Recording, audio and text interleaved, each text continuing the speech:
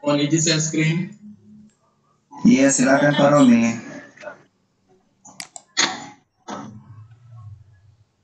Baik, saya mulai saja langsung Pak ya, atau sudah dibuka Pak ya?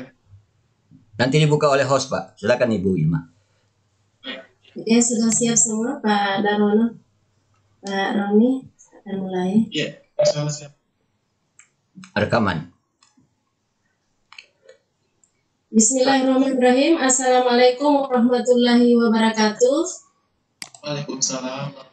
Selamat siang, salam sejahtera untuk kita semua, Bapak Ibu yang saya hormati. Sebelum kita mulai kegiatan kita pada siang hari ini, mari sama-sama kita awali dengan pembacaan doa. Sama-sama kita berdoa. Berdoa dimulai.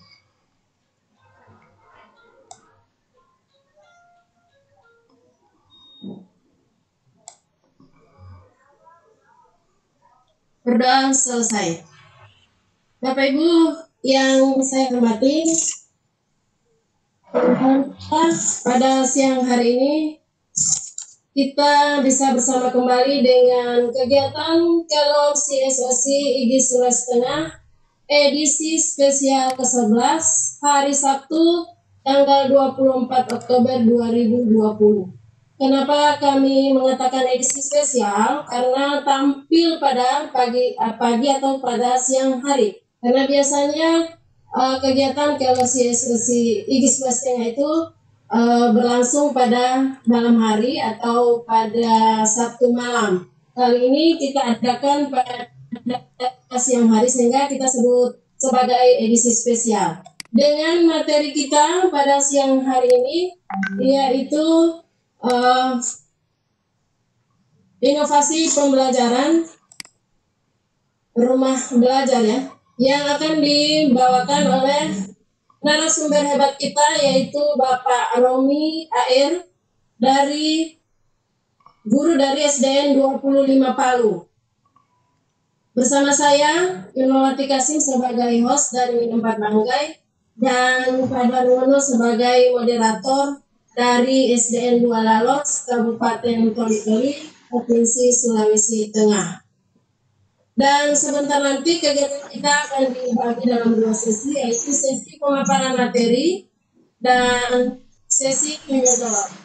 Khusus untuk sesi tanya jawab, silakan Bapak Ibu menyiapkan pertanyaan-pertanyaan terbaik dari Bapak Ibu yang akan disampaikan dengan dua cara. Cara pertama yaitu bisa bertanya langsung dengan didahului raise hand atau mengangkat raise hand. Kemudian host akan membukakan mikrofon atau video Bapak Ibu dan Bapak Ibu bisa langsung bertanya kepada narasumber. Kemudian menyampaikan pertanyaan yang kedua yaitu dengan mengetik pertanyaan Bapak Ibu pada kolom chat. Baik Bapak Ibu, untuk itu saya persilakan kepada Bapak moderator ganti kita yaitu Bapak Darwono. Oke, Baik Ibu. Terima kasih Pak Ibu Ilma. Baik, Bapak Ibu sekalian, pada pagi hari ini kita akan sama-sama mendengarkan pemaparan materi terkait dengan model pembelajaran inovasi yang akan dipaparkan oleh sahabat belajar hebat kita yaitu Pak Romi AR. Beliau adalah guru di SD Negeri 25 Palu dan beliau berdomisili di Komplek Lek Bumi Rofiga Palu.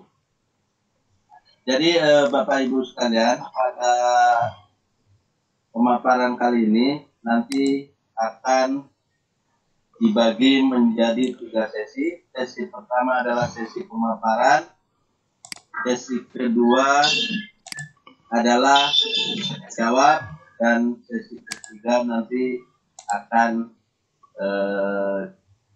diberikan ringkasan atau rangkuman dari materi yang dibawakan. Bapak Ibu sekalian, untuk mempersingkat waktu, kita persilahkan pada sahabat rumah belajar hebat Sulawesi Tengah, yaitu Pak Romi AR, untuk bisa memaparkan materinya. Oleh karena itu, saya persilahkan kepada Pak Romi untuk segera memaparkan materi, mengingat waktu sudah menjelang siang. Silakan Pak Romi. Baik, terima kasih Pak Darwono dengan Ibu Ilmawati yang sudah membuka acara ini. Pertama-tama, Assalamualaikum warahmatullahi wabarakatuh. Selamat pagi, salam sejahtera buat kita semuanya.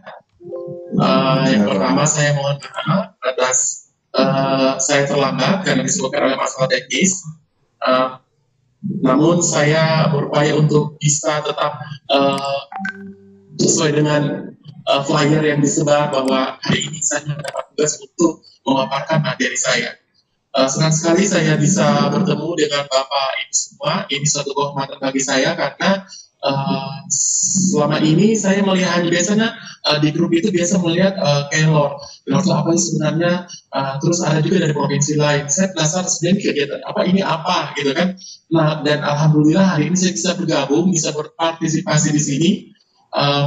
Saya juga masih perlu banyak belajar. Jadi nanti mohon bimbingannya Bapak Ibu nanti jika nanti saya memiliki kekeliruan sehingga saya bisa memperbaiki untuk yang selanjutnya. Baik Bapak Ibu, tanpa berlama-lama lagi, saya langsung saja memaparkan materi saya mengenai model pembelajaran inovatif. Sebenarnya begitu banyak model-model pembelajaran inovatif yang sudah kita ketahui. Khususnya di masa pandemi ini, kita sebagai pendidik dituntut untuk bagaimana merancang sebuah pembelajaran yang sehingga layanan pendidikan peserta didik kita itu selalu terpenuhi, sehingga tanggung jawab kita itu bisa kita jalankan, dan anak-anak juga, peserta didik kita juga itu bisa terus belajar walaupun di masa seperti sekarang ini.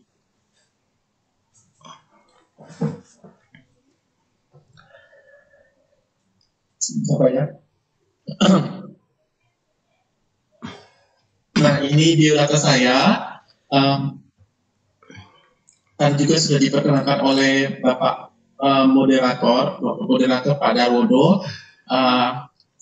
Saya sebelum masuk ke materinya, saya mengutip kutipan hari ini adalah dari Albert Einstein, yang mana kita ketahui bahwa beliau adalah sebuah ilmuwan, gitu, yang mana salah satu bunyi kutipannya adalah mengajar sebaiknya dianggap sebagai sebuah hadiah berharga dan bukan sebagai tugas yang berat. Artinya kita sebagai pendidik, bagaimana kita bisa menjiwai mengajar itu sehingga itu kita menjadikan sebagai beban yang berat, karena mengajar itu adalah tugas yang mulia. Memang belum kita dapatkan sekarang, tetapi nanti. Sebenarnya apa sih pembelajaran inovatif itu?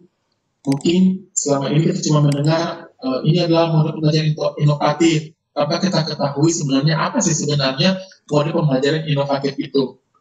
Yang pertama adalah pembelajaran inovatif itu adalah pembelajaran yang dikemas oleh guru atau instruktur yang merupakan wujud dari gagasan atau teknik yang dipandang baru agar mampu memfasilitasi setiap siswa untuk memperoleh kemajuan dalam proses belajarnya. Artinya bagaimana kita sebagai pendidik itu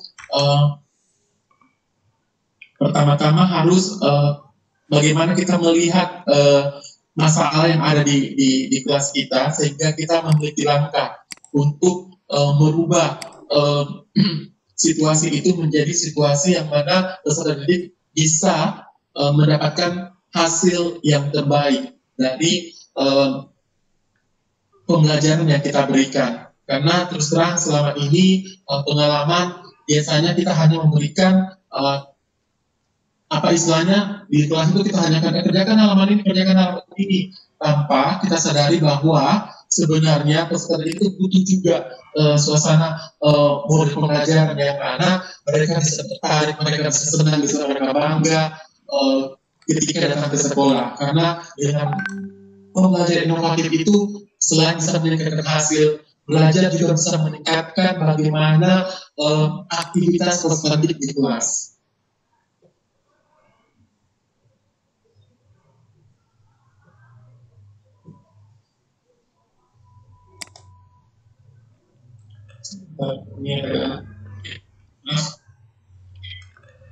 Nah, saya juga mengutip dari layar kita mengenai model pembelajaran inovatif itu, artinya pembelajaran bersifat student centered. Artinya pembelajaran yang memberikan peluang kepada siswa untuk mengkonstruksi pengetahuan secara mandiri atau self-directed dan dimediasi oleh teman sebaya atau peer-mediated instruction. Pembelajaran inovasi mendasarkan pada paradigma konstruktivistik. Nah, di sini seperti kita ketahui bahwa saat ini pembelajaran itu semuanya berpusat kepada peserta didik. Bagaimana kita sebagai pendidik itu bisa memfasilitasi mereka sehingga pembelajaran itu berpusat kepada mereka, tentunya dengan langkah-langkah yang kita sudah siapkan, tentunya dengan model-model pembelajaran yang kita sudah siapkan. Nah, seperti kita ketahui bahwa begitu banyak model-model pembelajaran inovatif. Nah, di saat ini, di masa pandemi COVID-19 ini, ada 6 yang menurut saya sangat baik kita bisa praktikkan untuk dengan belajar dari rumah ini. Yang pertama itu ada model Discovery Theory, yang kedua ada model Flipped Classroom, yang ketiga adalah model Project Based Learning, yang keempat adalah model Blended Learning, yang kelima adalah model berbasis game, dan yang keenam adalah model Self-Organized Learning Environment atau SOLE. Nah, di pagi hari ini izinkan saya untuk memaparkan tentang materi Flipped Classroom. Tentunya ini pun sudah saya pernah coba untuk pembelajaran saya, yang mana pembelajaran saya itu saya melakukan dua cara. Yang pertama luring, yang kedua daring. Nah, sempat kemarin ada wacana akan dibukanya sekolah melihat potensi penyebaran COVID-19 di Kota Palu itu boleh dibilang kurang, bahkan kita pernah mendapatkan zero kasus.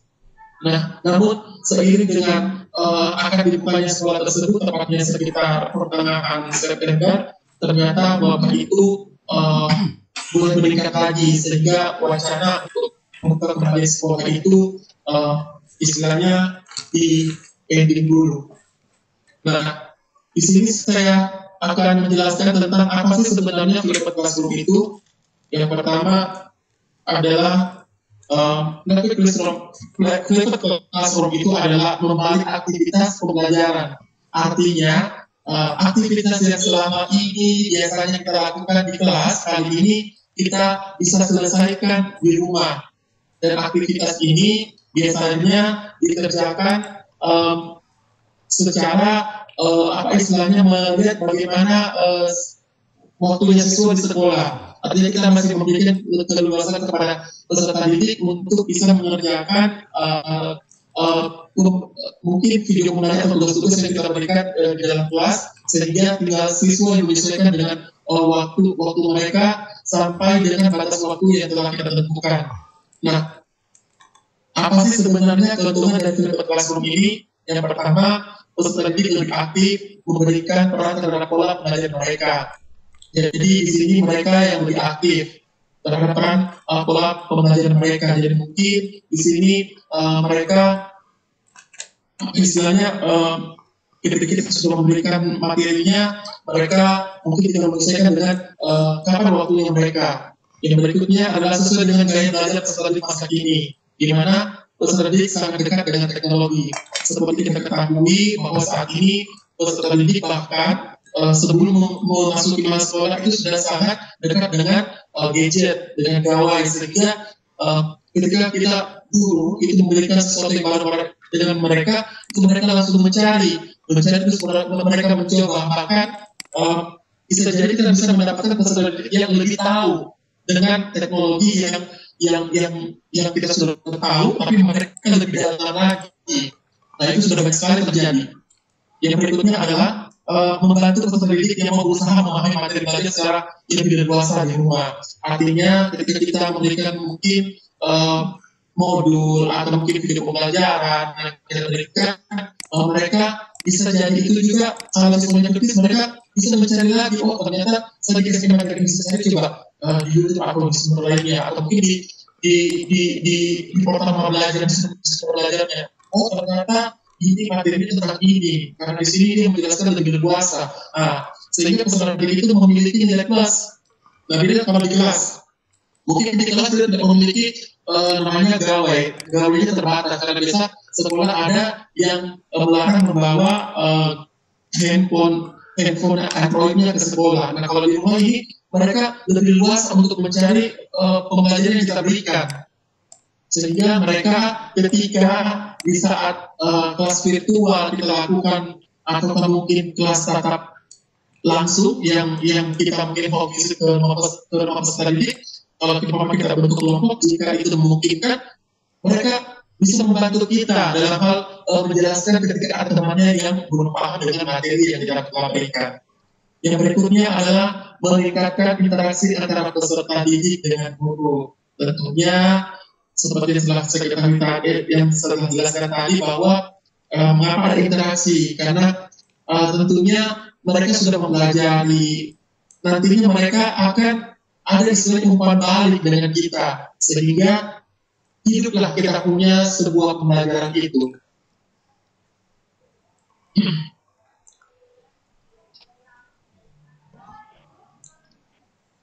Nah, berikut ini adalah tahapan penerapan model flipped classroom saat DDR. DDR itu sudah kita ketahui bahwa belajar dari rumah, dan di sini saya memberikan bagaimana sih sebenarnya tahap-tahapannya ini.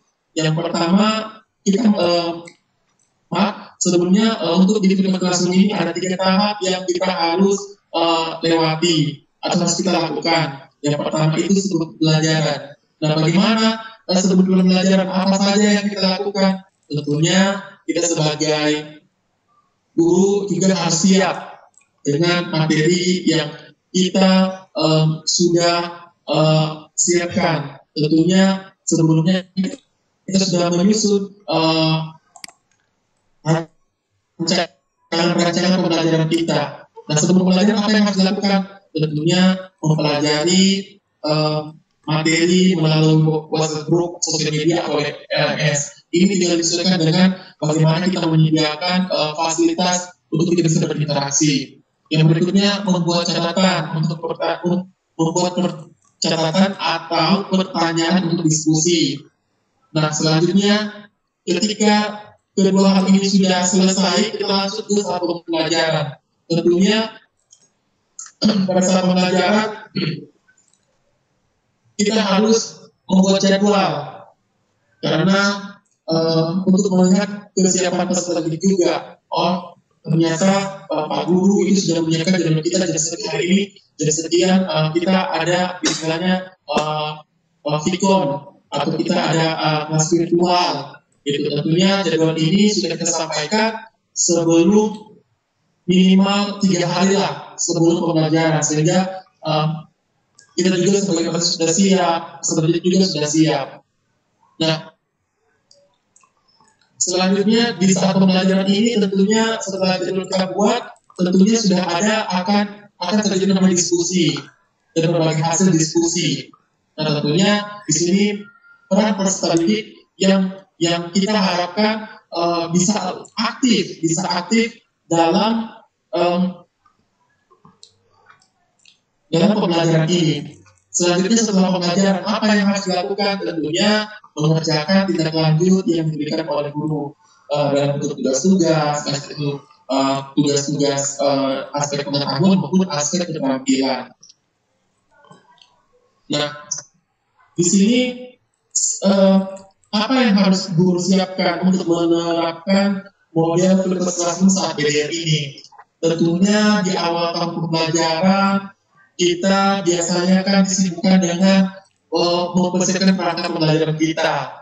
Tentunya menganalisis materi, indikatornya, bagaimana KKM-nya, bagaimana apa istilahnya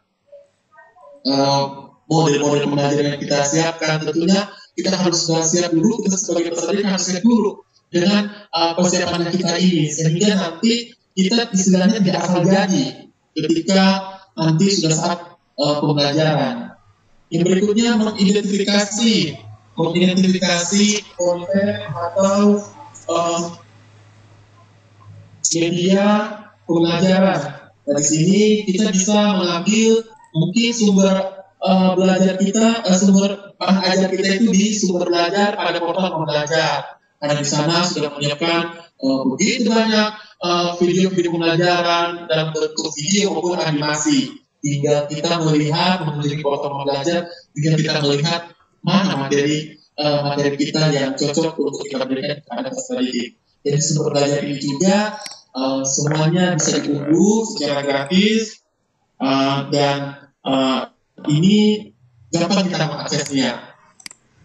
Yang selanjutnya adalah mempersiapkan bahan ajar dan panduan pembelajaran yang akan menjadi rujukan bagi peserta didik untuk melaksanakan aktivitas.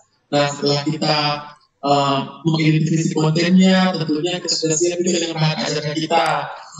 Kita sudah siap mungkin dengan RPP-nya kita sudah siap dengan video-video pembelajarannya kita yang nanti tinggal kita akan share kepada peserta didik kita, atau mungkin juga dengan kita menggunakan modul.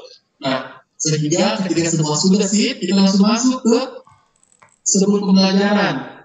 Kita sudah siap dengan titik komponen di awal tahun pembelajaran, kita masuk ke sebelum pembelajaran. Apa yang kita lakukan?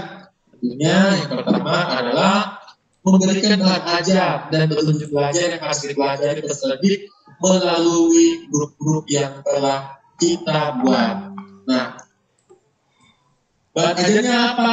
Nah, tentunya mungkin bisa video pembelajaran atau modul. Terus bilangnya jangan lupa kita siapkan tentunya sebelumnya itu kita harus ada pertemuan dulu secara virtual, atau mungkin kita bisa mengundang orang tua secara secara individu per siswa jika itu memungkinkan ke sekolah, untuk kita harus menjelaskan bahwa saat pandemi ini pembelajaran kita tidak bisa dilaksanakan oleh di sekolah.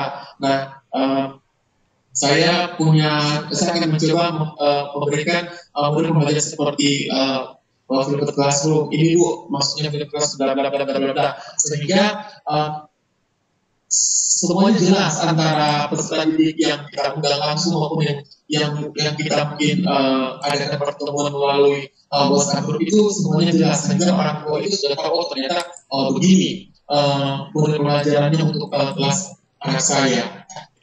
Yang selanjutnya menjawab pertanyaan dari peserta didik terkait materi yang belum mereka pahami. Tentunya setelah kita memberikan bahan ajar kepada mereka, tentunya pasti akan muncul pertanyaan-pertanyaan. Nah, tentunya di sini kita harus memberikan penjelasan yang mendetail sehingga pertanyaan-pertanyaan tidak berulang. Baiknya di sini orang tua kita harus gunakan juga untuk membantu dalam kegiatan ini. Selanjutnya bagaimana dengan saat pembelajaran? Tentunya kita memfasilitasi diskusi peserta didik dalam chat group atau video conference. Artinya ini sudah actionnya, kita sudah siap, sudah share videonya. Kita memfasilitasi diskusinya. Mungkin kita menggunakan Zoom atau fasilitas lainnya, Google Meet mungkin atau yang lainnya, sehingga peserta didik sudah kita jadwalkan setiap tanggal sekian dan sekian kita ada kelas virtual. Terus nantinya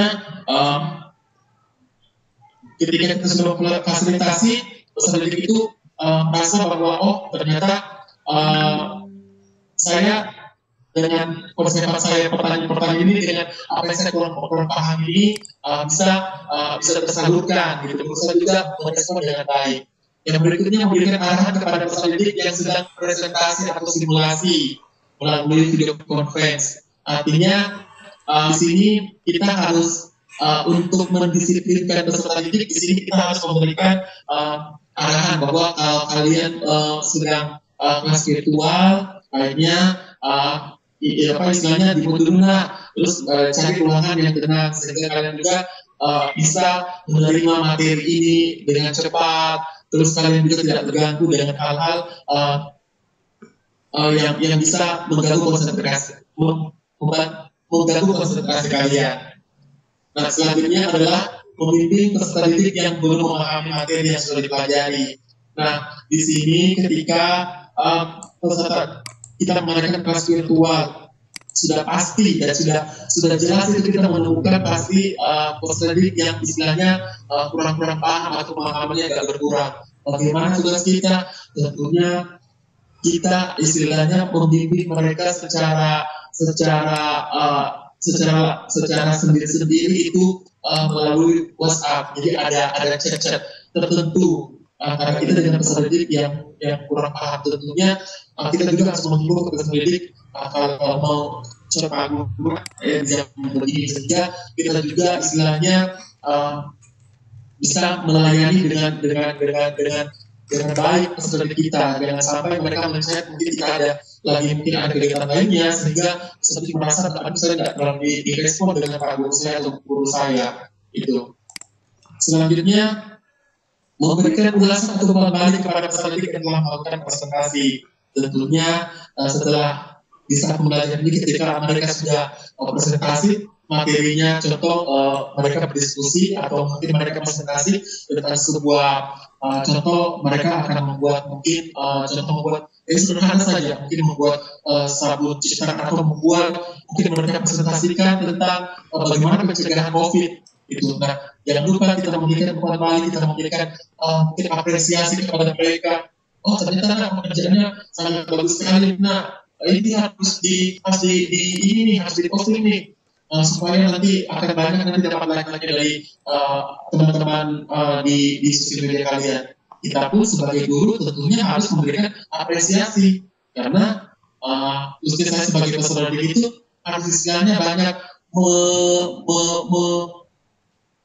membuat mereka senang, artinya diangkat-angkat lah sedikit. Tentunya diangkat-angkat dengan apa yang mereka telah lakukan. Kita memberikan sesuatu penghargaan mereka dengan apa yang mereka lakukan. Gitu.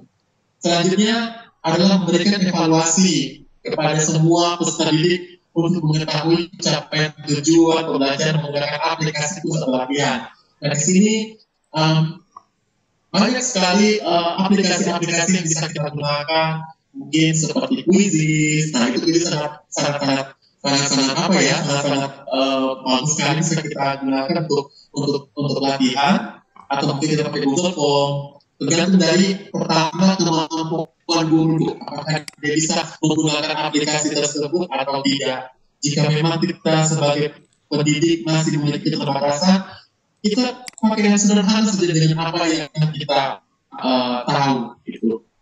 Nah, setelah saat pembelajaran, tentunya setelah pembelajaran, apa yang kita harus lakukan? Tentunya menggunakan sosial media sebagai wadah bagi peserta didik untuk berbagai proyek atau praktik yang telah dilakukan.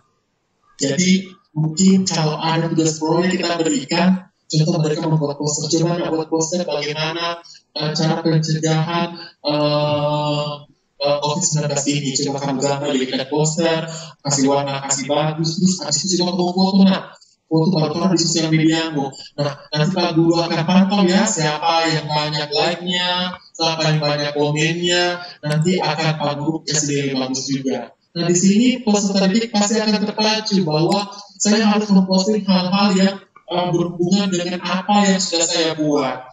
Walaupun mungkin hasilnya itu mungkin agak kurang memuaskan, tetapi kita selalu bagaimana motivasi mereka bahwa apa yang kamu kerjakan, kalau itu semuanya bagus, baiknya kamu posting ke Facebook atau mungkin ke sosial media lainnya. Nah, nanti pokoknya yang banyak lainnya Pak Guru kasih nilai yang bagus. Nah, dengan cara itu otomatis peserta didik akan termotivasi bagaimana mereka bisa membuat dengan senang hati karya mereka yang tentunya telah kita berikan melalui tugas.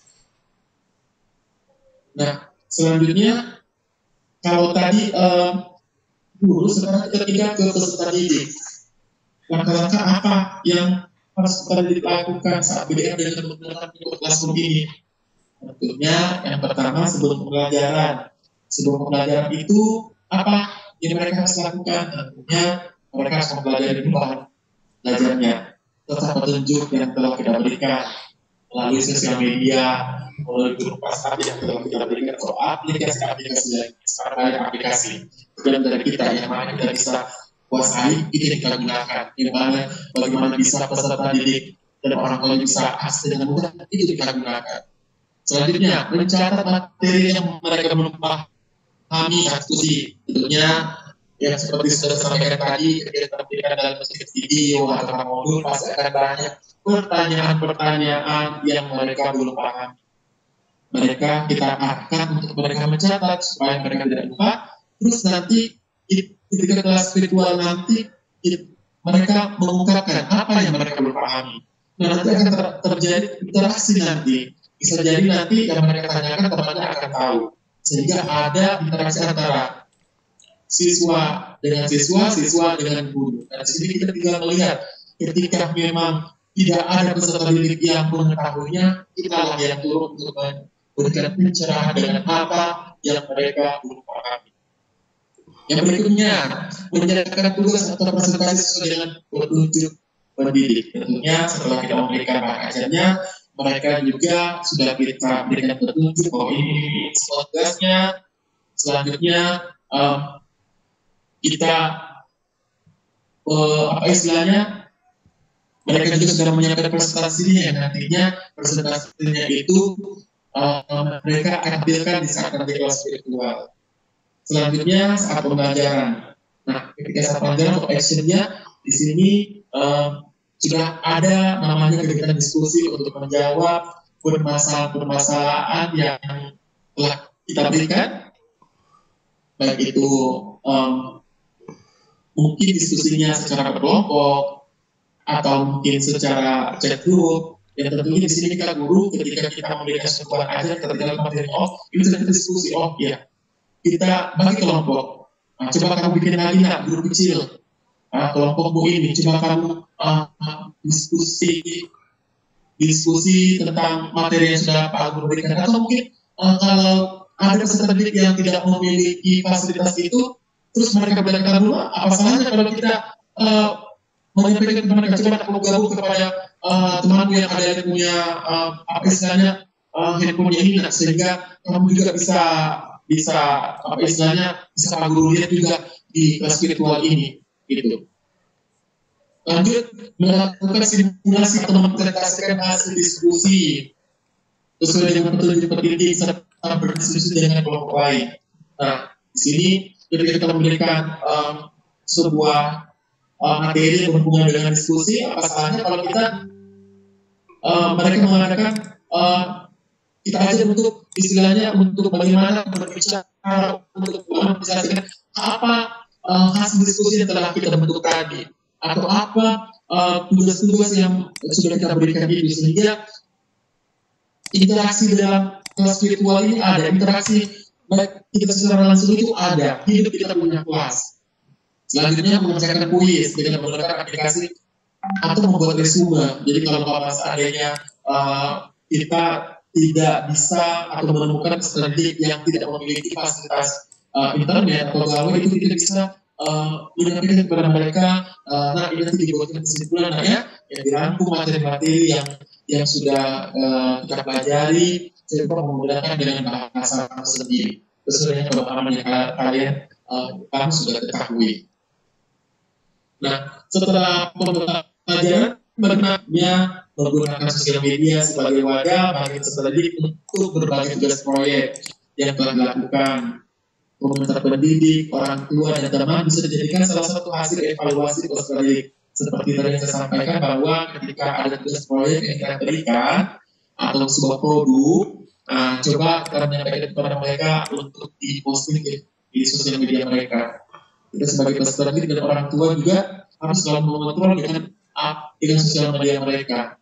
Terus coba teman-teman lain di temannya coba nilai dengan apa yang temannya posting sesuai dengan pembelajaran kita. Nah, ini kita bisa jadikan hasil evaluasi kita bahwa ternyata hasil karya yang peserta didik kita lakukan itu ternyata banyak yang like, berarti banyak yang senang dengan apa yang peserta didik kita itu telah lakukan gitu. Nah, di sini setelah tadi saya menjelaskan tentang langkah-langkah guru maupun peserta didik, sekarang adalah bagaimana langkah-langkah sekolah. Tentunya peran sekolah ini sangat dibutuhkan dalam model pembelajaran flipped classroom ini di saat PDR ini. Nah, pertama tentunya apa peran sekolah? Pertama, berkoordinasi dengan pendidik. Sebelum pelajaran dimulai. Tentunya di sini biasanya kita mengadakan rapat-rapat sebelum penerimaan peserta, sebelum penerimaan rapor. Biasanya itu ada terselip di rapat itu tentang apa istilahnya bagaimana murid belajar kita khususnya di saat pandemi ini. Tentunya guru itu kan sudah sering-sering ikut virtual atau mungkin kegiatan guru itu sudah punya langkah-langkah yang mereka harus lakukan. Saya Pak Kapsek pelajaran hormati di kelas saya berdasarkan informasi yang saya dapat dari orang tua sebelumnya, saya mau mencoba untuk menggunakan kelas virtual. Walaupun ada peserta saya yang tidak memiliki fasilitas itu untuk tentunya tetap mematuhi protokol kesehatan dan melihat perkembangan penyebaran COVID di daerah itu. Jika itu memungkinkan, asalnya kita langsung turun langsung. Terus yang kedua adalah bagaimana memfasilitasi pendidik untuk menyiapkan konten belajar bagi peserta didik. Nah sekarang BOS sudah istilahnya diberikan keleluasaan untuk bisa membantu guru untuk mungkin untuk memberikan pulsa. Lebih saat ini kita sudah dapat bantuan pulsa dari pemerintah. Nah di sini artinya sekolah pun sudah memfasilitasi kita tinggal kita guru bagaimana mencari sebuah aplikasi yang semuanya bisa memudahkan itu. Intinya begini, jangan menjebak kita memilih suatu aplikasi yang ternyata kita tidak istilahnya belum full kita bisa gunakan. Baiknya kita gunakan itu dengan apa? Itu kalau memang hanya bisa di WhatsApp, apa salah kalau kita menggunakan WhatsApp? Kalau mungkin kita memiliki kelebihan lain, cobalah kita pakai Zoom atau Webex atau Google Meet. Tapi kembali lagi kita melihat bagaimana peserta didik kita, bagaimana orang tuanya, apakah mereka bisa mengakses itu atau tidak. Jangan sampai nanti mereka tidak bisa mengaksesnya. Lanjut, yang ketiga, memfasilitasi peserta didik yang memiliki keterbatasan sarana untuk melakukan pembelajaran daring di rumah. Nah, pastinya kita akan menemukan peserta didik yang mohon maaf tidak memiliki fasilitas internet, tidak memiliki fasilitas gawai. Tentunya kita di sini jangan kita memilih aplikasi. Yang ini saja saya lebih fokus. Tetapi bagaimana antara yang kelas virtual maupun yang kelas apa istilahnya yang memiliki keterbatasan itu sama-sama adil kita memiliki pembelajaran itu sehingga baik itu yang memiliki maupun yang tidak memiliki itu apa istilahnya pelayanan pendidikannya itu betul-betul istilahnya tercapai dengan apa yang kita harapkan. Selanjutnya keempat adalah menyiapkan informasi kepada orang tua tentang sistem pembelajaran yang diterapkan oleh guru-guru dan memberikan alternatif pilihan cara belajar sendiri kepada orang tua. Tentunya di sini baiknya sekolah itu memiliki sosial media, yang mana sosial media itu baiknya orang tua semuanya bisa bergabung di situ, sehingga setelah informasi itu orang tua bisa cepat mengakses atau mungkin pakai bantuan guru untuk menyampaikan ini melalui WhatsApp group. Atau kalau tidak bisa kita undang orang tuanya satu-satu, atau mungkin kita bagaimana bisa menghubungi orang tua kalau tidak mungkin di sekolah. Kita telepon mereka, kita jelaskan ke mereka bahwa ini model begini model pembelajaran kita, begini cara belajar kita nanti di tahun yang ini. Nah, selanjutnya setelah guru, siswa, sekolah, langkah-langkahnya sudah dilakukan, sekarang kita kembali lagi ke orang tuanya, karena tanpa dukungan dari orang tua, pembelajaran ini tidak akan berlangsung baik. Yang pertama, apa yang dilakukan orang tua harus lakukan saat BDR dengan model virtual classroom ini? Tentunya yang pertama, mempersiapkan peserta didik dulu di awal tahun pelajaran, bagaimana art list-nya, bagaimana buku-buku tulisnya, bagaimana mungkin kalau mereka menganggap bahwa mereka untuk membeli buku referensi, silakan supaya menambah lagi ilmu atau menambah lagi pengetahuan peserta didik di rumah. Terus yang berikutnya adalah menyiapkan gawe, laptop atau handphone dan jaringan internet utamanya jika itu memungkinkan. Tentunya di sini juga kita tidak menyampaikan orang tua untuk tidak memaksakan. Kita harus melihat, tentunya kita harus menyampaikan orang tua bahwa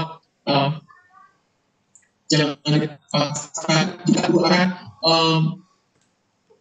turun langsung home visit langsung kepada peserta didik ataupun cara lain sehingga nanti siswanya bisa dapat belajar. Yang berikutnya apa? Mencatat jadwal kegiatan daring peserta didik.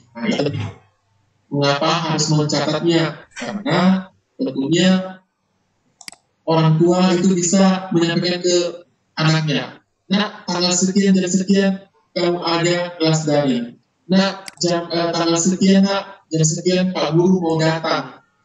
Mudah terjadi kamar siap. Siapkan semua peralatan Muna. Siapkan semuanya. Siapkan semuanya diri kalian. Terus jangan ada nanti lupa supaya nanti kalian tidak rugi. Gitu. Yang berikutnya mendampingi peserta didik, terutama jenjang dasar ketika mempelajari materi. Nah ini sangat penting juga. Di sini peran peserta didik yang harus didampingi. Yang pertama, kalau kita memiliki peserta didik yang boleh dibilang masih kurang pemahaman dengan aplikasi, nah di sini peserta didiknya harus mendampingi. Nah, seperti di SD itu mungkin kelas awal belum bisa menggunakan model ini. Nah, bagaimana peran orang tua di sini untuk mendampingi? Mungkin kalau dia pakai model luring di luar jarinya, mungkin orang tuanya yang banyak di sini. Mungkin sudah bikin janji dengan gurunya untuk mengambil modul. Nah, nanti gurunya orang tuanya minta penjelasan, Pak, ini bagaimana, Bu, ini bagaimana tugasnya, bagaimana maksudnya, kapan saya kumpul, kapan. Nah, ini harus apa yang disiapkan. Nah, tentunya peran orang tua di sini adalah sangat diharapkan, karena kalau tanpa peran orang tua, peserta didik pasti akan ogah-ogahan mengerjakan. Walaupun mungkin gurunya sudah menyampaikan ini dikerjakan, tapi tanpa bantuan dari orang tua ini tidak akan dapat selesaikan tugas yang kita berikan. Nah, terima kasih. Ini sedikit penjelasan dengan saya, dan selanjutnya mohon izin saya mencoba untuk masuk ke program belajar. Ini mensimulasi sedikit tentang jaringan saya. Jaringan saya agak ini. Mohon izin sebentar Pak Moderator. Silakan Pak. Iya. Ya ini. Nah ini adalah salah satu fitur utama. Satu dari 3 fitur utama yang ada pada portal belajar. Kita belum terakhir, Pak. Belum terakhir.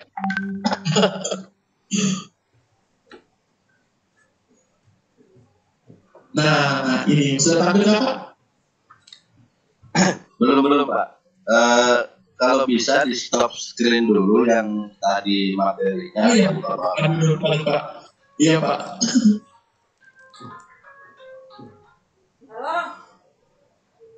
Nah,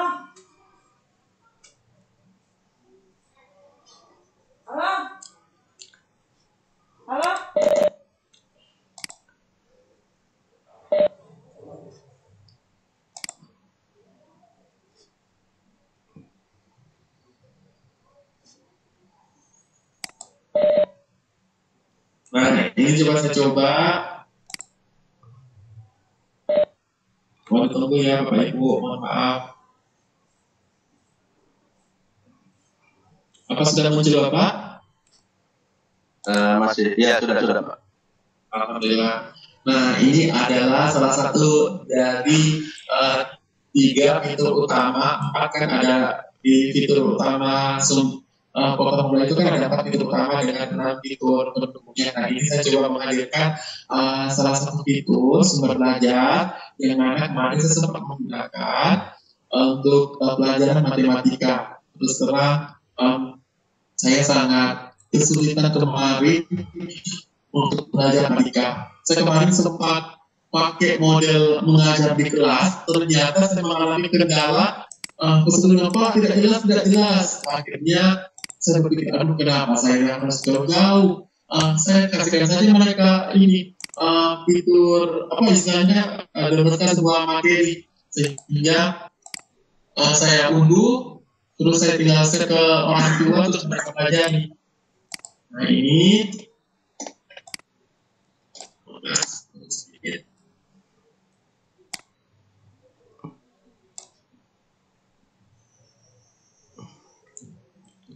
nah, saya pakai dari Pak Ridwan. Ini sangat asik dan terus terang siswa saya itu sangat senang dengan ini. Ketika saya melakukan kemarin, itu mereka langsung langsung dia kayak apa stadion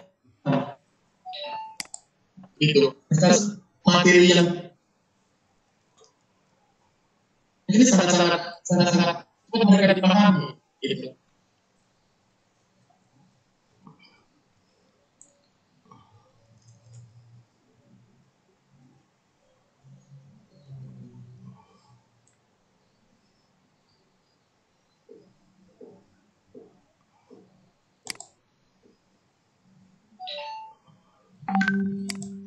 Nah, ini saya menyampaikan kepada Bapak Ibu semua, jika memiliki konten pembelajaran, kalian bisa berpartisipasi di sumber belajar ini untuk memperkaya konten yang ada di sini sehingga kita sebagai terdidik ketika mencari sebuah materi itu kita bisa dapatkan. Nah, ini sekilas tentang penggunaan portal belajar, sumber belajar yang saya lakukan dengan menggunakan fitur kelas sendiri.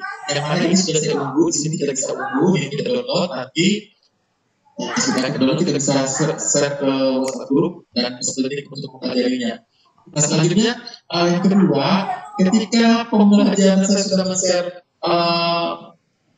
video pembelajarannya itu, terus saya juga sudah melakukan kelas virtual, saya mengadakan evaluasi kepada siswa untuk mengukur kemampuan siswa. Nah, saya juga menggunakan portal belajar, fitur bank soal untuk memberikan latihan. Tentunya di sini selain saya memberikan latihan soal langsung di sosial media di WhatsApp group saya, di sini saya juga mengajarkan kepada siswa untuk bagaimana matematika itu kan sebenarnya kita harus banyak latihan. Nah, coba kamu masuk ke bank soal. Bank soal di sini ada materi mengenai, oh iya, kemarin sempat saya mempelajari ini matematika juga, saya sudah masuk di materi ini di satuan. Nah, ini materi ini. Nah, saya materi kecepatan, saya menyampaikan kepada mereka, coba ini kita sudah, Pak Guru sudah kasihkan video, sudah memberikan video pembelajaran tentang materi kecepatan. Coba latihan untuk memperkaya kalian punya pengetahuan tentang ini, tentang kecepatan. Di situ ada di bank soal, di sumber belajar. Nah, mereka melakukan latihan di situ. Nah, tentunya mereka punya istilah kurang paham. Nah di sini saya juga memberikan penjelasan dengan soal yang mereka pahami. Ini tidak terbuka. Namun di sini untuk di soal ini ketika kita menjawab, ini saya coba jawab asal dulu. Nah di sini di soal ini contoh kita jawab ini, mereka tinggal mengklik, terus habis itu kita lanjut ke next. Di sini sudah, ini artinya sudah ada 5 soal, ada waktunya juga. Nah di sini asik juga sih dikerjakan sebagai latihan siswa. Artinya peserta itu ketika kami yang boleh dibilang baru dengan mereka itu antusiasme sangat besar. Nah ini saya sudah jawab dengan asal. Di sini ada kata kita akan coba mengetik tombol itu. Nah untuk ini kita akan melihat hasil pekerjaan kita. Nah di sini bagusnya adalah langsung nampak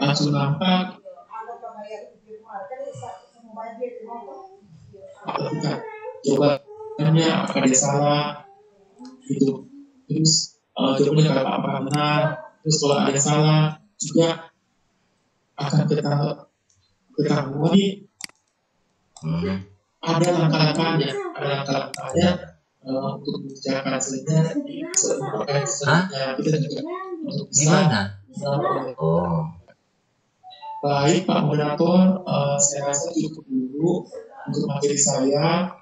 Mungkin ada pertanyaan mengenai model pengajar kelas ini, atau mungkin bagaimana yang selanjutnya sebelum saya masuk ke pemaparan materi yang kedua.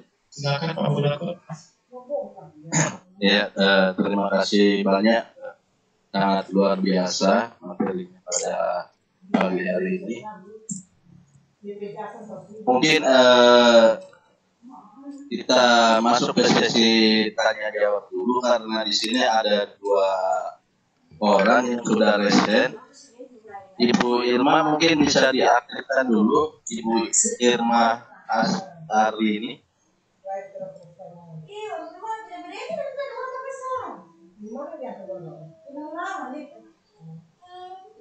Ibu Irma. Ya Pak, sudah. Halo Ibu Irma Astari ini, silakan.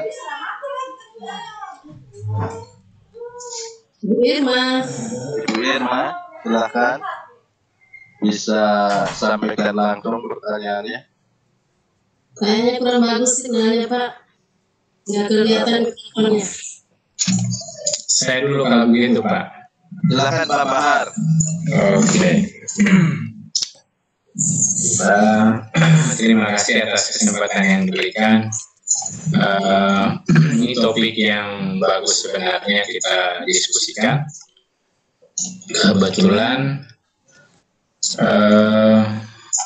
topik ini adalah salah satu penelitian saya waktu studi lanjut kemarin. Hanya saja mungkin saya mendapati ada beberapa yang sifatnya prinsip. Makanya saya ingin memberi pertanyaan ini. Mudah-mudahan kita bisa menemukan titik terang dari beberapa poin. Ada 3 pertanyaan yang saya mau ajukan. Yang pertama, penggunaan istilah model ya terhadap flipped classroom ini. Ya, mengapa flipped classroom ini disebut model? Kenapa dia bukan disebut metode, strategi, pendekatan ataupun taktik? Ya, bukankah ciri dari sebuah model pembelajaran itu adalah memiliki sintaks-sintaks yang sudah pasti, seperti problem-based learning atau project-based learning. Dan saya mendengar tadi di beberapa ulasan Pak Romi ya, Pak Romi menyebutkan proyek-proyek yang merupakan output dari proses Flip Classroom ini. Ya, pertanyaannya, apakah proyek yang Pak Romi maksudkan itu tidak masuk di kategori project based learning?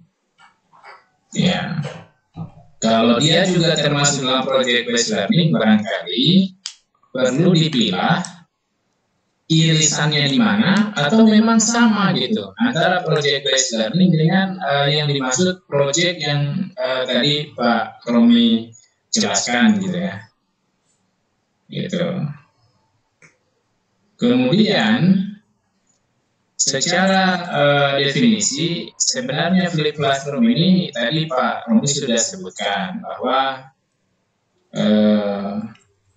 membalik proses pembelajaran pada umumnya.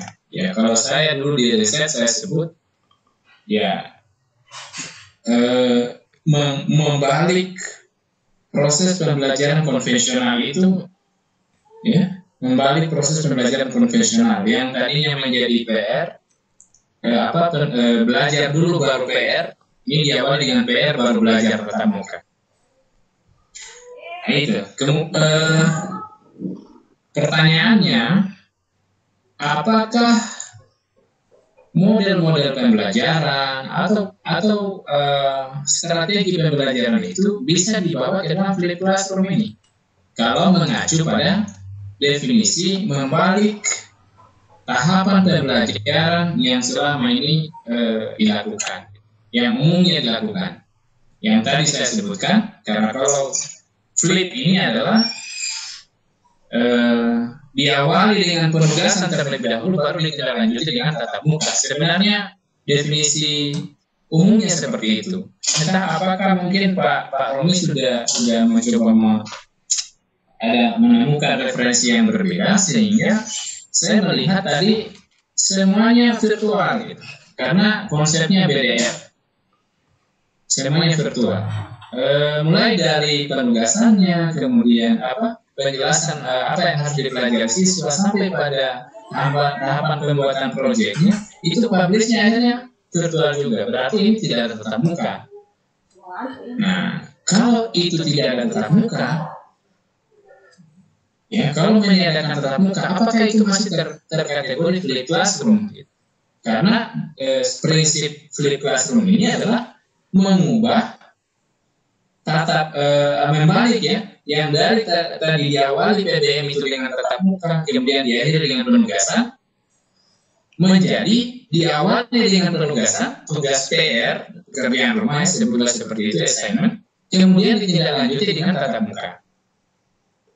Nah, saya mau ada penjelasan yang clear tentang bedanya Flip Classroom yang versi BDR yang Pak Romi menjelaskan dengan Flip Classroom pembelajaran normal itu seperti apa sih sebenarnya. Barangkali bisa kita kupas secara konseptual dasarnya, kemudian tataran implementasinya seperti apa. Tentu kita berdasar pada referensi-referensi yang kredibel bisa dipertanggungjawabkan. Terima kasih. Saya kembalikan kepada Bu Irma. Oke, terima kasih Pak Bahar. Baik, Pak Romi, ada pertanyaan yang disampaikan oleh Pak Bahar terkait dengan apa model-model pembelajaran bisa dibawa ke Flip Classroom. Kemudian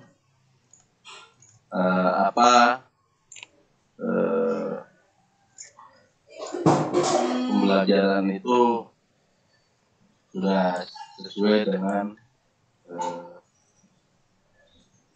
pembelajaran yang Bapak sampaikan sudah sesuai dengan kaidah-kaidah atau dasar yang ada untuk BDR.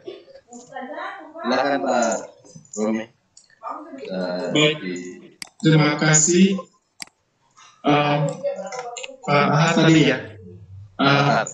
Ya, mungkin pertanyaannya apakah Flip Classroom ini model atau strategi, begitu maksudnya Pak ya? Pak Moderator, pertanyaannya? Ya, mohon maaf saya kirimkan saja di chatting kalau begitu ya. Saya sudah tulis kebetulan ini. Ya supaya bisa menjadi referensi kita membaca supaya lebih akurat diskusi kita. Ya, gitu Pak ya. Oke. Saya kirim ke everyone ya. Ya, ke host and presenter. Oke. Nah, ini ada 3 poin pertanyaan saya sudah posting.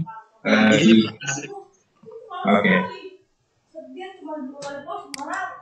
Nah, pertanyaan pertama ini saya ulang, mohon maaf, mengapa langsung disebut dengan model, bukan metode atau strategi pendekatan ataupun teknik. Bukankah ciri dari model itu adalah sintak yang pasti? Itu pertanyaan pertama ya. Ini saya mencoba, mengapa saya mulai mencoba Pak, mohon ininya kalau mungkin masih kurang berkenan. Di sini saya mengutip menurut sebuah referensi yang saya dapatkan tentang bagaimana definisi model pembelajaran berkelas itu dari beberapa sumber, dan ini saya dapatkan dari internet, dan saya juga sudah membacanya. Yang menurut saya adalah berkelas itu mengapa disebut model, karena di sini adalah adanya proses yang tidak seperti pada umumnya. Nah, maksudnya tidak pada umumnya itu, walaupun mungkin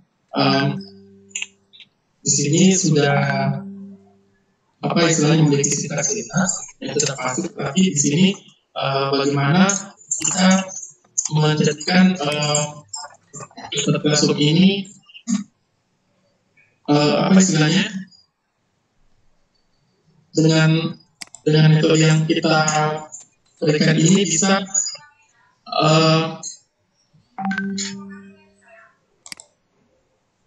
sebentar. Maksudnya gini Pak, kenapa ini disebut model? Karena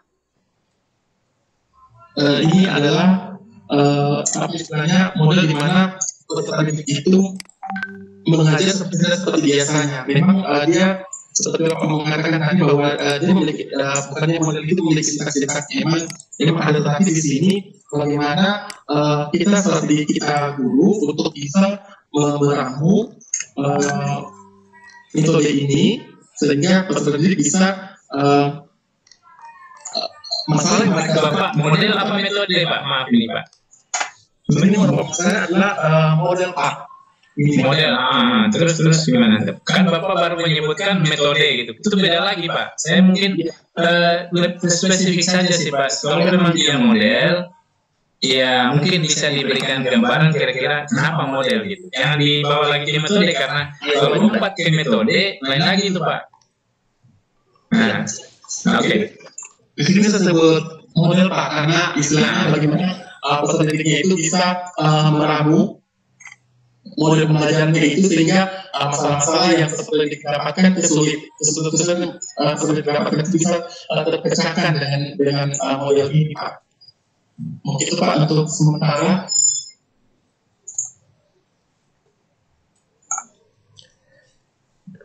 Selanjutnya yang kedua, jika peserta itu mengadopsi model pembelajaran seperti dari instruksi dan inklusif, sebenarnya gini Pak, saya membaca mengenai 6 model pembelajaran yang saya dapatkan dari panduan PDF dari pembelajaran ini. Sebenarnya hampir-hampir mirip sih Pak sebenarnya, tetapi di sini ada yang membedakan dalam hal penggunaan medianya Pak. Seperti di sini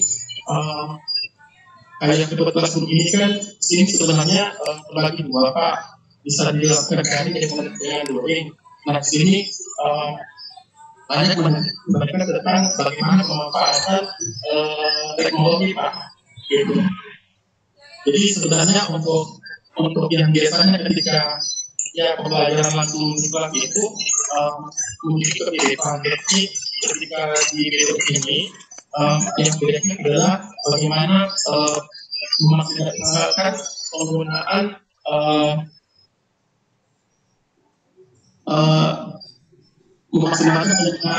di sini teknologi.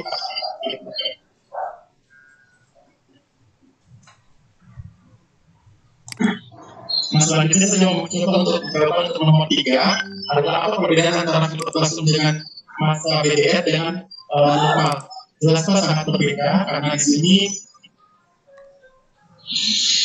yang pertama, kalau BDR itu kita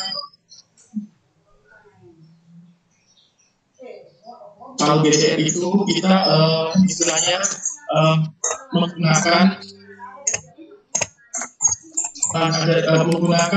secara virtual. Nah, kalau di sini yang mana kita memberikan dulu sebuah video atau sumber belajarnya itu langsung sebelum pembelajaran. Tapi kalau dalam bentuk sumber belajar dulu tugas. Tapi di sini kan mereka sebenarnya untuk mencatat pertanyaan yang mereka belum paham itu, di situ kita jangan dulu istilahnya dalam bentuk tugas, tapi bagaimana mereka bisa menganalisis materi yang mereka belum pahami. Karena nanti di tindak lanjutnya akan memberikan tugas, akan memberikan penugasan, baik itu proyek, baik itu penugasan pengetahuan ataupun keterampilan. Gitu kan. Mohon maaf kalau mungkin jawabannya masih kurang berkenan Bapak. Gitu. Iya, saya perlu tanggapi. Saya boleh tanggapi sedikit ya ini, Pak Moderator. Silakan Pak Bahar. Iya, jadi saya jujur saja sebenarnya begini Pak Romi ya, saya menginginkan clearance gitu, ada sesuatu yang clear. Saya melihat tadi penjelasan Bapak ini ada 3 poin pertanyaan saya kok Bapak tidak punya outline tidak punya garis yang jelas gitu, mana sih yang flip mana yang non flip gitu. Nah, Bapak di sini menjelaskan bahwa saya satu contoh saja, saya mungkin dalam prinsip tadi saya bahas yang masalah metode, strategi, pendekatan, taktik ya, itu terlalu teoritis. Tapi mari saya bicara tentang implementasi, karena Bapak kan sebagai memanfaatkan rumah belajar ya.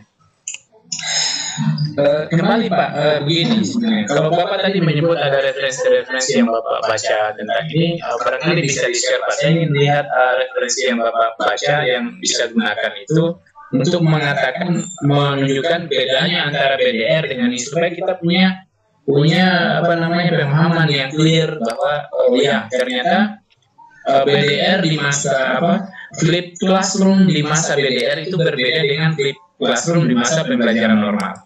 Nah, kalau itu berbeda, saya mau cari ground teorinya flip classroom itu, yang mana sih yang membedakan gitu? Kok bisa berbeda diterjemah dalam tataran implementasi ketika pembelajaran BDR dengan pembelajaran yang normal? Ya, kalau apa yang saya baca, flip classroom itu Pak membalik pembelajaran yang normal, yang umumnya itu. Umumnya kan kita mengajar datang di kelas, mengajari siswa, membelajarkan siswa dengan metode mau metode apa dia terapkan di sana, ujung-ujungnya PR, penugasan gitu. Nah, di dalam flip classroom yang tadinya dimulai dengan tatap muka lalu berujung penugasan, di flip classroom ini diawali dengan penugasan. Itu referensi yang saya baca. Diawali dengan penugasan dengan mengedepankan materi-materi yang mudah ditelaah oleh siswa. Kalau di dalam taksonomi Bloom itu dia masuk C1, C2 di situ. Penugasan awal ini. Nanti pada saat tatap muka baru dibalik. Nah, saya melihat ada sesuatu yang berbeda dengan apa yang Bapak sampaikan di sini, karena di slide Bapak tadi yang menunjukkan tentang bagaimana sih siswa beraktivitas, bagaimana guru beraktivitas, dan bagaimana sekolah mendukung flip classroom dan BDR ini. Saya melihat ada yang berbeda dengan pemahaman saya, sehingga kita mari diskusikan. Nah, referensinya Bapak mungkin yang mana supaya kita, saya juga bisa melihat, ternyata ada BDR tataran implementasi, ada flip classroom di masa BDR ini di tataran implementasi itu ada yang berubah, ada yang atau masih memegang prinsip yang sama, tapi ada yang perlu dilakukan pengembangan sehingga menyesuaikan dengan kondisi BDR itu. Karena saya menyimak tadi pembahasan Bapak itu ujung-ujungnya ke teknologi, ujungnya pemanfaatan teknologi. BDR di masa normal, flip classroom di masa normal pun Bapak itu menggunakan teknologi, entah itu mau pakai video, entah itu mau pakai grup WhatsApp, mau pakai learning management system, itu tetap menggunakan teknologi karena nggak mungkin siswa itu mau didatangi bawain buku dia belajar ke siswa ada 36 siswa kalau di kelas SMA, kalau di SMP itu ada 32, ada di SD itu ada 25 mungkin siswa, nggak mungkin kita datangi bawakan materi 25 orang gitu. Nah, seperti itu. Jadi kalau pemahaman saya seperti itu, kalau misalkan Bapak ini mau mendapatkan referensi dari kementerian, mungkin melalui teman-teman dari Duta Rumah Belajar atau mungkin pemateri-pemateri dari kementerian, monggo di-share. Kita mungkin ini kita bisa diskusikan dan kita bisa menemukan sumber pikiran baru agar kita bisa sama-sama memahami oh ternyata ada perubahan-perubahan dalam hal ini. Mungkin seperti itu Pak Romi. Terima kasih. Baik, terima kasih Bapak. Nah ini saya mau coba Pak men-share materinya saya coba di referensi. Ya, saya coba agar sudah ada Pak, ini sudah saya dapat. Bisa saya akan coba nanti di ini. Nah di sini sebenarnya Pak betul yang Bapak sampaikan tadi. Namun biasanya yang saya ini menurut pengalaman yang saya biasa lakukan adalah itu dia Pak tadi saya men-share dulu video pembelajaran. Tentunya di sini mungkin Bapak melihat bahwa kenapa harus ada tugas ya. Di sini sudah ada tugas yang diberikan ya, tentunya mencatat ya Pak ya. Mungkin di sini maksud Bapak adalah tugas ini adalah mereka mencatat yang mereka memahami Pak ya. Itu maksud Bapak ya. Ini penugasan yang mana Pak? Penugasan yang pembelajaran normal atau flip Pak? Flip. Versi saya, Pak, versi saya yang saya pahami dan saya sudah tulis, saya sudah terbitkan itu begini Pak. Versi saya bahwa penugasan di awal itu adalah tataran pengetahuan dasar yang masih mencakup C1 dan C2. Kan kita sudah belajar semua taksonomi belum. Saya tidak mau melihat apakah dia harus bentuk video atau dia bentuk teks, nggak harus. Tidak ada ketetapan bahwa mediumnya harus ini. Yang ditetapkan adalah tingkat kesulitan materi penugasan terhadap siswa, apa yang dia harus baca, apa yang harus dia persiapkan sehingga siswa itu bisa datang masuk di ruang kelas ada sesuatu yang dia bawa, informasi awal tentang pembelajaran kita. Itu yang saya tadi tidak mendapati di dalam informasi yang Pak Romi sampaikan. Mohon maaf saya tidak melihat itu. Kedua, dari yang Bapak jelaskan awalnya penugasan, ujung-ujungnya juga ke penugasan kan? Tadi akhirnya ke project, dipublish lagi ke online lagi, ke WA atau kemana. Saya agak bingung di sana karena rutenya ini sudah kebalik-balik. Dari flip ini kembali lagi ke penugasan. Apakah ada sesuatu yang berubah di sana? Atau flip atau penugasan ini yang Bapak masuk ke project yang tadi dipublish ke WA, ke learning management system atau ke media sosial, itu apakah itu masuk tahapan flip classroom untuk di flip lagi pertemuan berikutnya atau yang mana gitu? Karena yang saya pahami itu tadi Pak, kembali ke prinsip dasar awalnya, tatap muka dulu baru berakhir penugasan atau penugasan dulu baru ke tatap muka, kan gitu. Nah seperti itu Pak. Kalau memang dia punya siklus memutar, saya mau juga jelas bahwa ternyata bisa diputar gitu dari penugasan, tatap muka, tugas lagi gitu. Seperti itu Pak. Terima kasih. Sebenarnya di sini Pak yang saya pahami adalah di sini kan kita memberikan dulu contoh Pak ya, memberikan sebuah video dulu atau materi dalam bentuk video atau modul. Nah di sini mereka mungkin di sini menurut Bapak kan mereka akan membuat catatan pertanyaan untuk diskusi. Nah mungkin di sini Bapak sudah masuk bahwa ini adalah satu penugasan, terus akhirnya di setelah pembelajaran saya memberikan lagi tugas gitu, sehingga apa istilahnya kayak semacam tahap di situ saja ada punya ini. Nah, di sini maksudnya gini Pak, mereka di sini mempelajari itu. Saya di sini tidak mengatakan bahwa dalam bentuk tugas dulu Pak, maaf, belum bentuk tugas, tapi bagaimana mereka bisa melihat terus apa sih sebenarnya yang mereka belum pahami dulu. Nah, ketika nanti di saat pembelajaran nanti di situ akan ada nanti penjelasan Pak mengenai materi yang belum pahami. Nah, di sini penugasan di belakangnya ini adalah saya memberikan dalam bentuk kuis, itu dalam bentuk kuis. Beda dengan yang pertama. Kalau yang pertama saya tidak memberikan kuis, tetapi bagaimana mereka melihat dulu Pak dengan apa yang mereka belum pahami, gitu. Mungkin untuk itu Pak sementara dulu Pak. Ya, bisa dilanjut yang lain mungkin. Terima kasih Pak Rom. Ya, bagaimana Pak Bahar? Iya, terima kasih. Silakan dilanjut ke pertanyaan lain. Ini saya sudah cukup panjang. Oh iya, terima kasih. Mungkin masih ada yang diunak-unak, mungkin bisa nanti Japri. Kita lihat di room chat barangkali, atau kita lanjut di yang resen. Ibu Ilma. Iya, silakan Nurlia. Ibu Nurlia, silakan. Kalau saya lihat yang resen itu ada bermasalah audio karena ada tanda seru merah. Dan di kolom chat pertanyaan itu ada 1, 2. Kalau ada pertanyaan yang sama mohon disatukan saja. Karena mengingat waktu sudah 11.38, ada sesi materi kedua mengenai soul. Barangkali bisa dipercepat sedikit. Terima kasih. Oke. Ya kita masuk ke pertanyaan yang ada di chat. Ya, silakan pertanyaan di kolom chat. Ada Rono? Ini ada pertanyaan dari Surtio Utomo. Bagaimana penilaian model Flipchart dalam belajar keterampilan atau praktek? Mungkin bisa langsung jawab Pak Romi. Baik, terima kasih atas pertanyaannya dari Pak Surtio ya. Surtio. Iya, di sini pertanyaannya adalah bagaimana penilaian model Flipchart dalam belajar keterampilan atau praktek.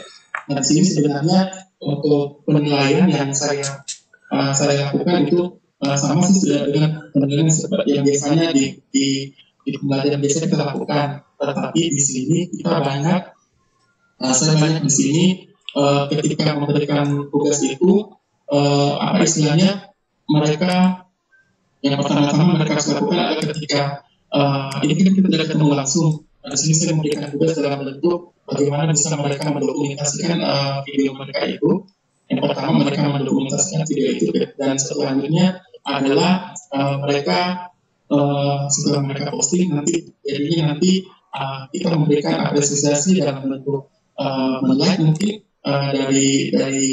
dari karya yang mereka telah posting di sosial media mereka. Nah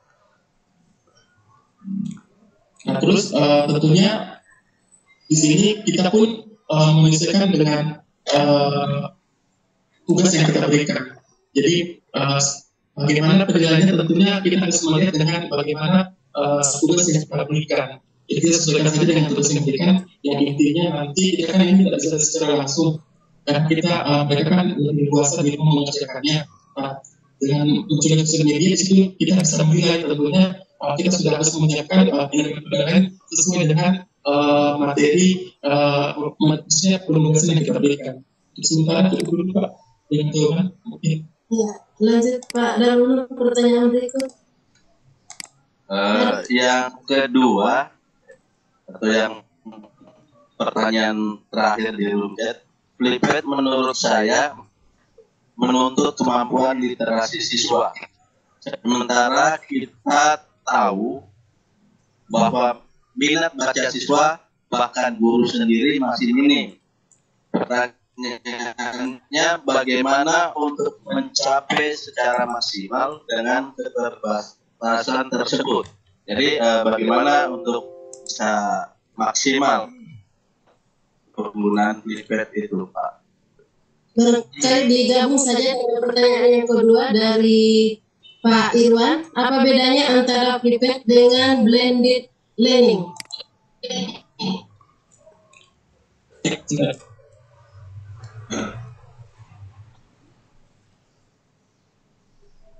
Silakan Pak.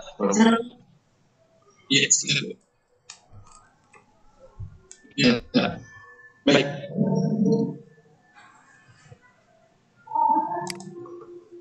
Baik, pertanyaan yang pertama, saya mau mencoba untuk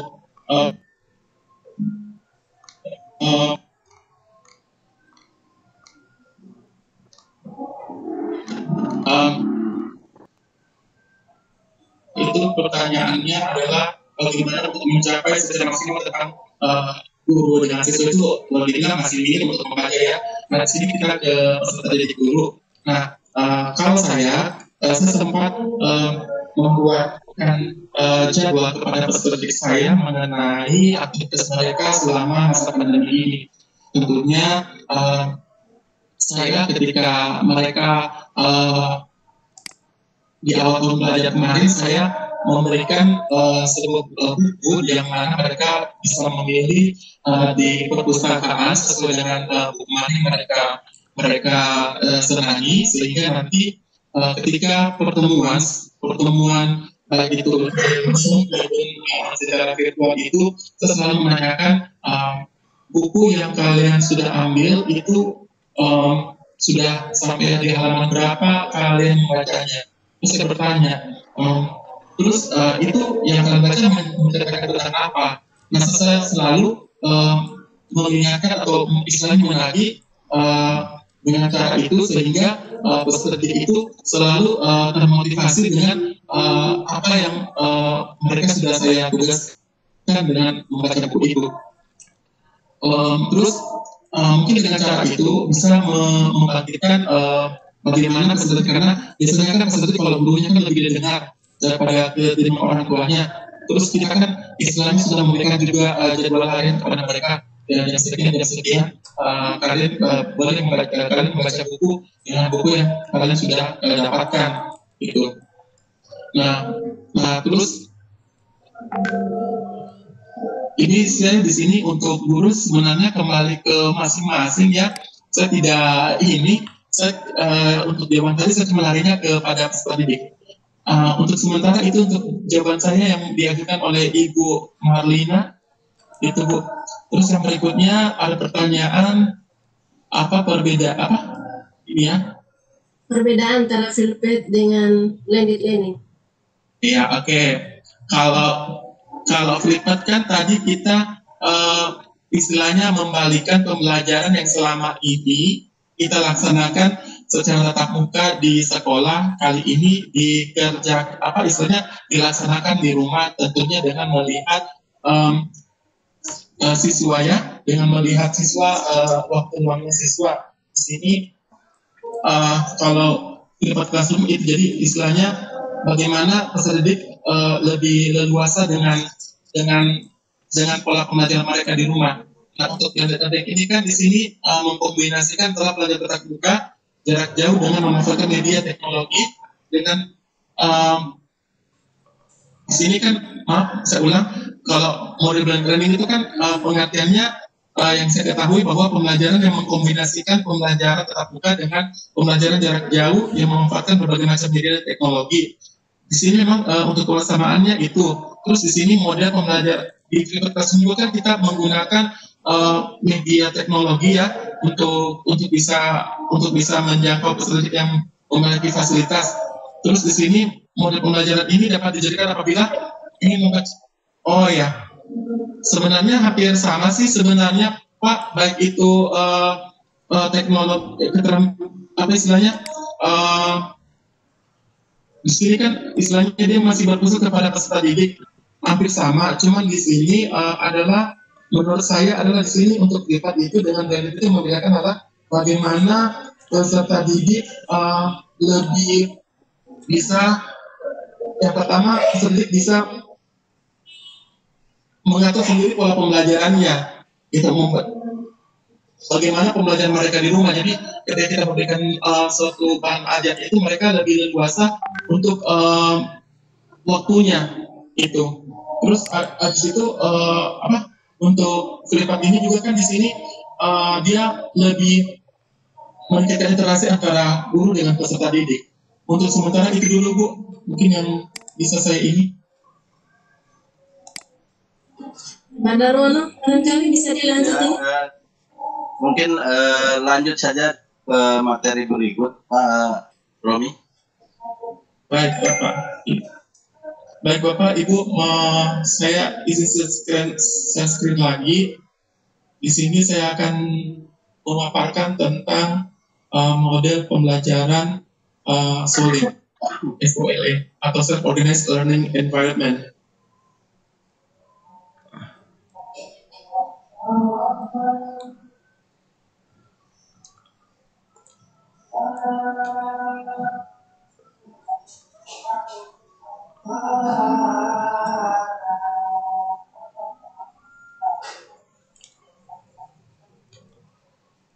Sudah muncul Pak ya? Sudah Pak. Baik, Bapak Ibu, izinkan saya untuk memaparkan model pembelajaran yang kedua, yaitu model SOLE atau SOLE. Yang mana kita ketahui bahwa SOLE itu adalah Self-Organized Learning Environments. Nah, di sini penjelasannya adalah SOLE itu adalah pembelajaran yang menitikberatkan kepada proses pembelajaran mandiri dengan memanfaatkan internet dan perangkat pintar yang dimiliki oleh peserta didik. Nah, yang berikutnya adalah pembelajaran ini digunakan oleh guru untuk melatih peserta didik dalam berpikir kreatif dan mampu memecahkan masalah dengan mampu berkomunikasi.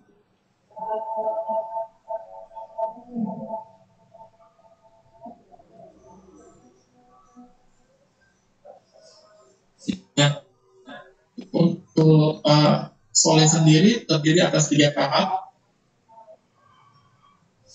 Jadi ada 3 tahap. Yang pertama adalah pertanyaan atau question, di mana kita memberikan pertanyaan dapat menimbulkan rasa ingin tahu kepada peserta didik tentang materi yang diajarkan. Nah, berikutnya adalah investigasi, yang mana di sini peserta didik untuk membentuk kelompok-kelompok kecil. Tentunya di sini kita sudah membagi atau mungkin menyesuaikan dengan kondisi mereka yang mungkin bisa mendapatkan rumah sehingga bisa lebih hidup lagi kelompok mereka, yang mana setiap peserta mereka bisa berkolaborasi dengan menggunakan satu perangkat internet untuk mencari jawaban pertanyaan yang diberikan sebelumnya.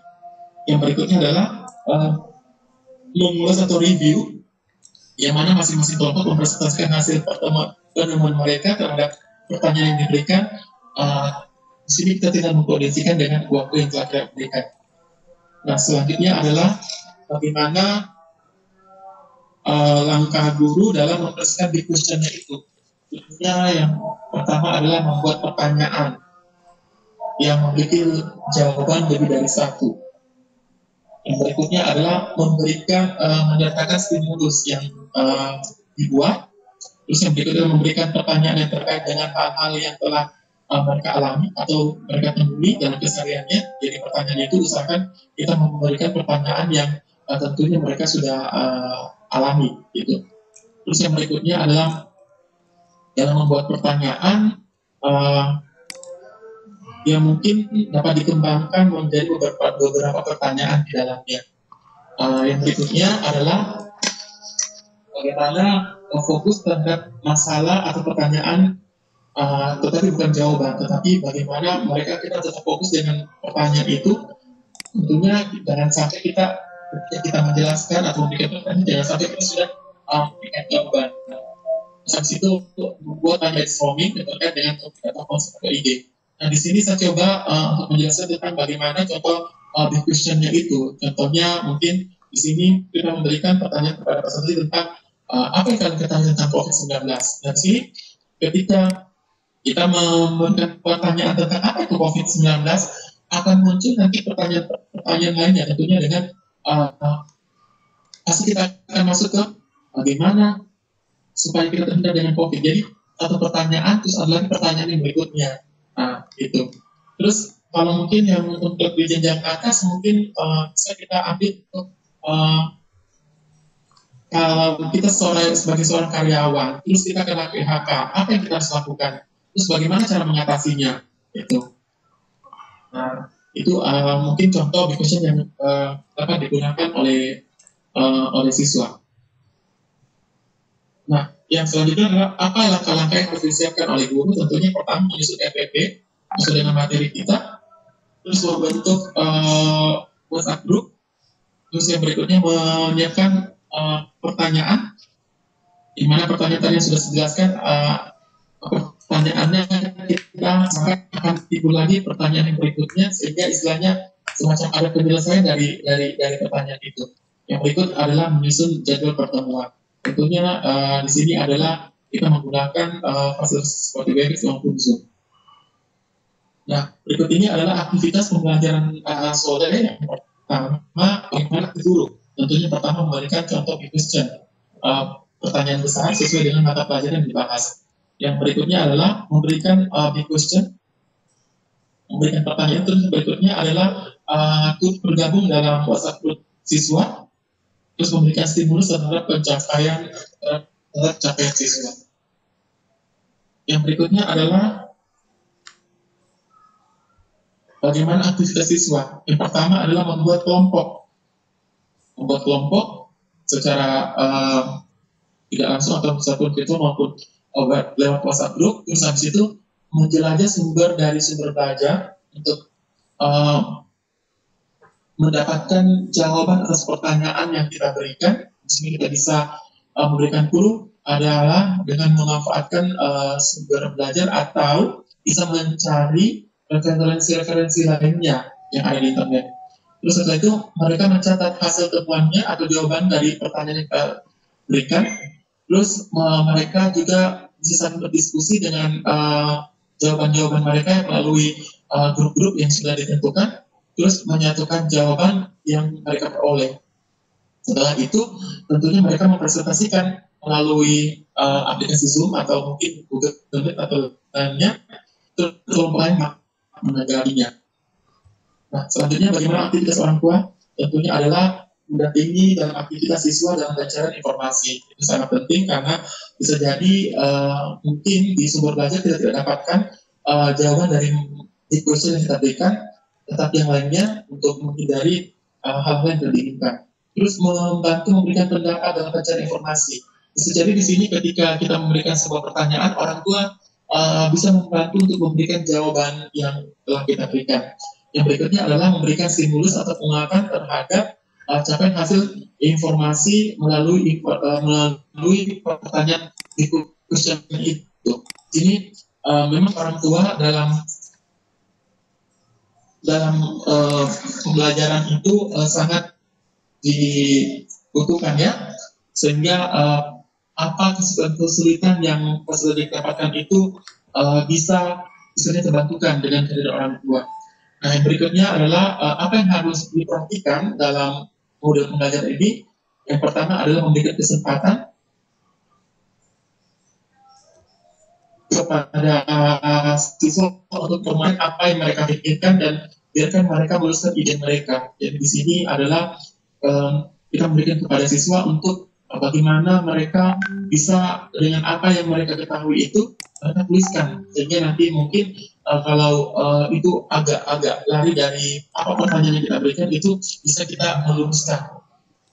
Yang berikutnya adalah mengembangkan kemampuan eksplorasi siswa, rasa ingin tahunya dengan membuat pertanyaan, terus yang mana pertanyaannya itu berdasarkan pada kehidupan nyata sehingga siswa dapat berartikulasi atau berprediksi atau menguji pengetahuan mereka dengan ide pengetahuan yang mereka ketahui yang dapat bisa dikembangkan dengan keadaan yang saat ini.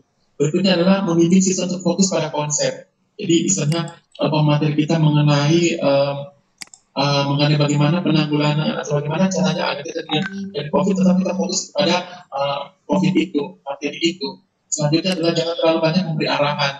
Nah, di sini kita memberikan prioritas kepada peserta didik untuk bisa mengembangkan apa yang mereka dapatkan, apa yang mereka telah dapatkan dari pertanyaan yang telah kita berikan.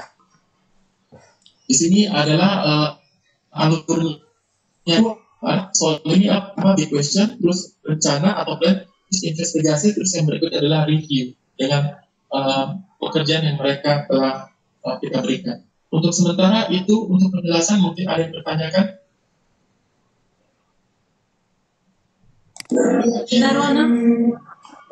Terima kasih pemaparannya Pak Romi, sangat luar biasa. Bapak Ibu sekalian, dari yang kedua ini, Ibu Irma, ada pertanyaan di room chat dari Ibu Marlina. Silakan Pak. Menurut saya kan tentang Soleh hampir sama dengan problem Soleh kalau sama implementasinya dengan PBL. Mohon pencerahannya. Silakan Pak Romi. Pertanyaan dari Ibu Marlina. Baik, di sini untuk Soleh di sini adalah bagaimana kita sebenarnya di sini yang hal esensial menurut saya, hal esensialnya adalah bagaimana kita memberikan big question-nya itu yang membedakan antara Soleh dengan PBL itu, sehingga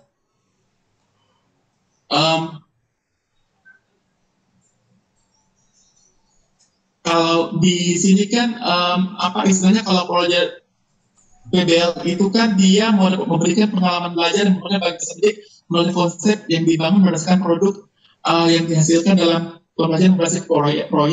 Nah di sini kalau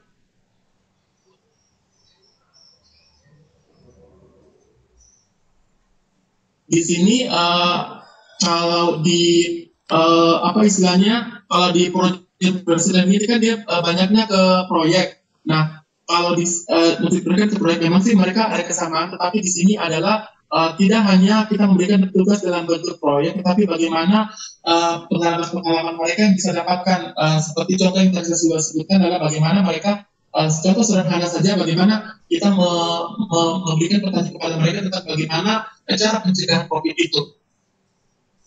Itu sebenarnya Pak untuk jawaban saya Pak. Pak Darwono. Oh iya, ada tambahan lagi nih dengan dari Ibu Marlina Pak pertanyaannya.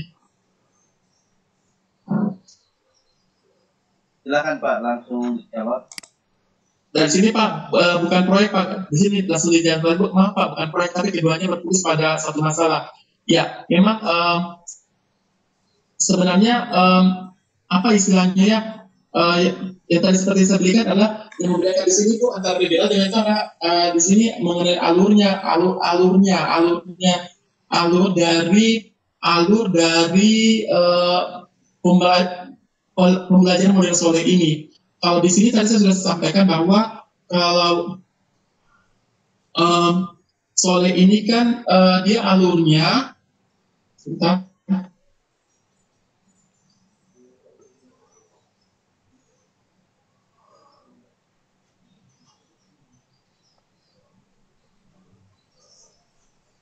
Ini Pak, dengan saya kayak ini. Kayaknya ada materi yang ini.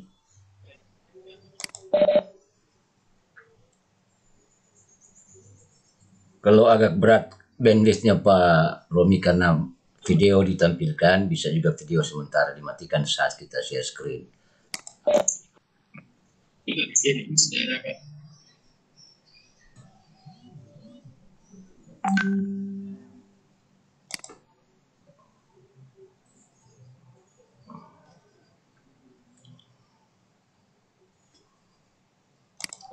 Halo Pak Darwono, belum ini tampil. Sebentar Pak ya, ini ada Ya, yang saya Pak. coba tampilkan. Gimana Pak Adri? Iya, Pak Romi, kalau misalnya agak berat kita bandwidth-nya karena sekaligus dengan video tampil dan sedikit berat menampilkan share screen, videonya mungkin bisa sementara di off-kan dulu Iya. supaya bisa lebih lancar. Kameranya Bapak mungkin bisa di-off-kan dulu sebelum share.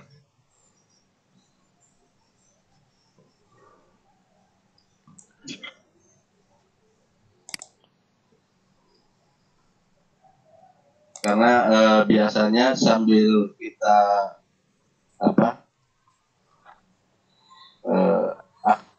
aktifnya itu agak berat gitu.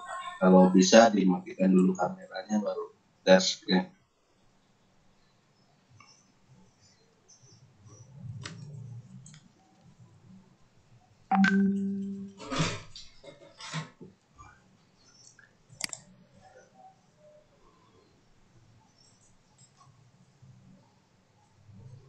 Iya Pak, untuk jawaban saya sebenarnya cuma bedanya di alurnya saja sih Pak, antara sebentar. Alurnya saja sih Pak, alurnya saja sih Bu. Kalau umpamanya ini kan tadi saya bilang dia big question, plan, investigation dengan review Bu. Menurut saya itu sih sebenarnya yang ini yang membedakannya Bu itu.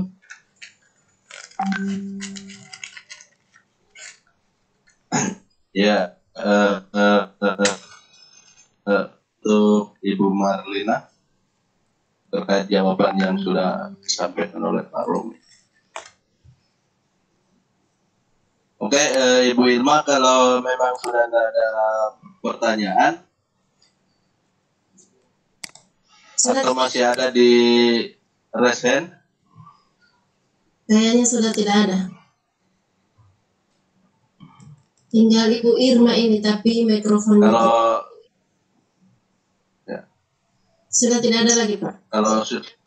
kalau sudah tidak ada, mungkin untuk pertemuan kali ini kita bisa akhiri, mengingat waktu sudah pukul 12.00 untuk waktu Indonesia Tengah. Mungkin Pak Romi bisa close statement terkait dengan materi yang sudah disampaikan. Baik, terima kasih. Baik, terima kasih Pak Darwono. Yang pertama-tama saya mengucapkan terima kasih atas kesempatan diberikan ini dan saya mohon maaf jika jawaban-jawaban yang diberikan masih kurang berkenan. Nah, untuk model pembelajaran di saat pandemi ini kembali ke kita bagaimana kita bisa menggunakan model pembelajaran tersebut sesuai dengan keadaan kita. Artinya apapun model pembelajaran kita lakukan itu sasarannya adalah bagaimana bisa peserta didik bisa terlayani kebutuhan pendidikannya sehingga pembelajaran bisa tetap berjalan. Terima kasih Pak. Oke, Pak Darwono. Oke, terima kasih banyak Pak Romi atas waktu dan kesempatannya sangat luar biasa pada pagi sampai siang hari ini. Kita Bapak Ibu